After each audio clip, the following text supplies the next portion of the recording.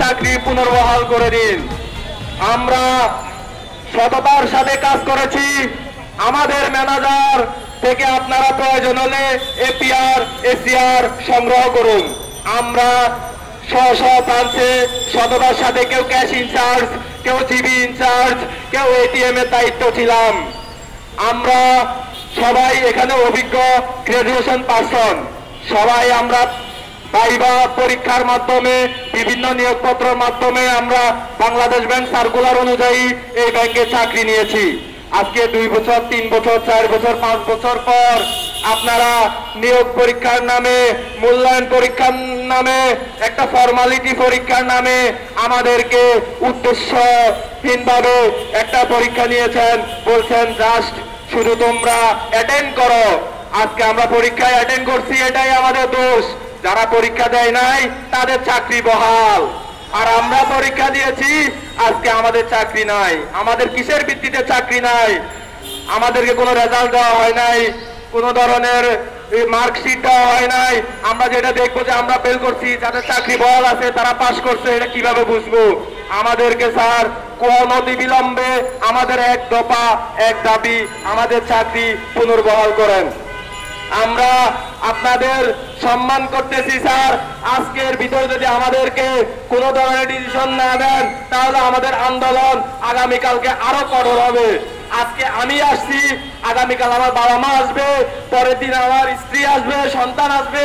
আমরা এখানে এই আন্দোলন করব, এখানে অবস্থান কর্মসূচি করব, এখানে আমরা শুয়ে থাকবো। যদি আমাদের দাবি আদায় না হয়, প্রয়োজন এখানে আমরা লাশ হয়ে যাব। আপনারা সবাই থাকবেন। চাকরি পুনর্বহাল করে আমরা এখান থেকে যাব। আরে ম্যানেজমেন্ট, আপনারা বুঝতে পারেন নাই, আমরা জুলাই গণঅভ্যুত্থানের সাথে জড়িত, সবাই জড়িত ছিলাম। আমাদের সাহস আপনারা এখনো অনুমান করতে পারেন নাই। আমরা গুলির সামনে বুক পেতে দিতে পারি। আমাদের এই চাকরির জন্য, আমাদের পেট বাঁচানোর জন্য আমরা এখানে অবস্থান কর্মসূচি করব। যা করার প্রয়োজনে আমরা এখানে শুয়ে থাকবো, দিনের পর দিন আমরা এখানে থাকবো।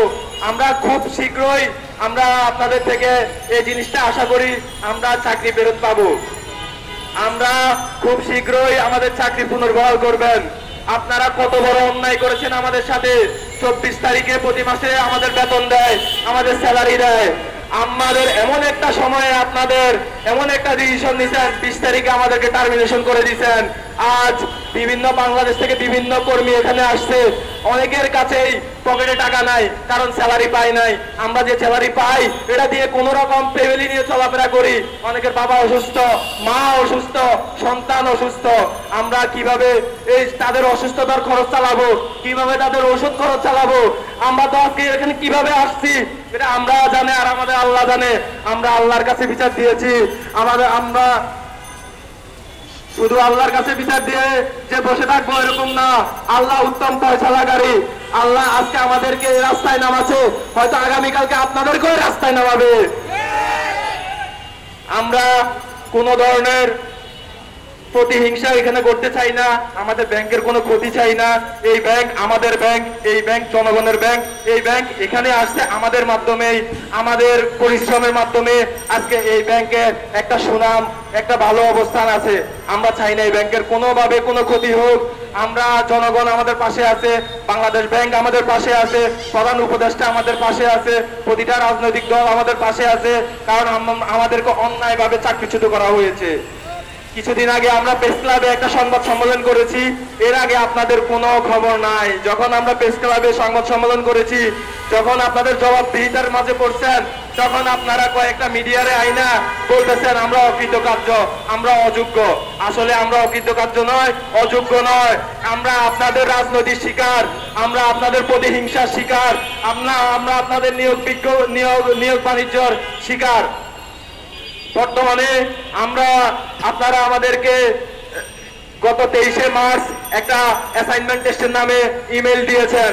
তখন কেউ সবাই স্ব শাখায় কাজ করতেছে, কেউ সুরমা টাওয়ারে আমাদের ট্রেনিং অফিসে ট্রেনিং করতেছে।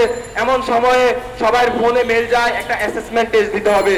এই ব্যাপারে আমরা জানতে যখন এই স্যারডি আমাদেরকে কল দেয়, বলতেছে জাস্ট এটা একটা মূল্যায়ন পরীক্ষা, এটা একটা ফর্মালিটি। আপনারা জাস্ট পরীক্ষা দেন, বাংলাদেশ ব্যাংক থেকে জাস্ট এটা একটা ফর্মালিটি দেখবে, এই আপনারা পরীক্ষা দিয়েছেন, আপনারা তো স্থায়ী কর্মী, আপনাদের কোনো সমস্যা হবে না, আপনারা পরীক্ষা দেন। আমরা তো ব্যাংকের এই সাইডের যে ফাঁদ, এই ফাঁদে আমরা পা দিয়েছি, আমরা তো বুঝতে পারি নাই তারা আমাদেরকে নিয়ে নিয়োগ বাণিজ্য করবে, আমাদেরকে নিয়ে ফুটবলের মতো খেলবে, আমরা বুঝতে পারি নাই। সেদিন আমরা 22 মার্চ আমাদের পরীক্ষায় আমরা অংশগ্রহণ করি সুন্দরভাবে, সবাই যতটুকু সম্ভব আমরা পরীক্ষা দিয়ে আসি। আজকে দীর্ঘ 4 মাস পর ওনারা কোনো ডিসিশন দেয় নাই, এখন ওনারা লোভে পড়ে গেছে, এখন ওনারা আর লোভ সামলাতে পারতেছে না, কি করবে।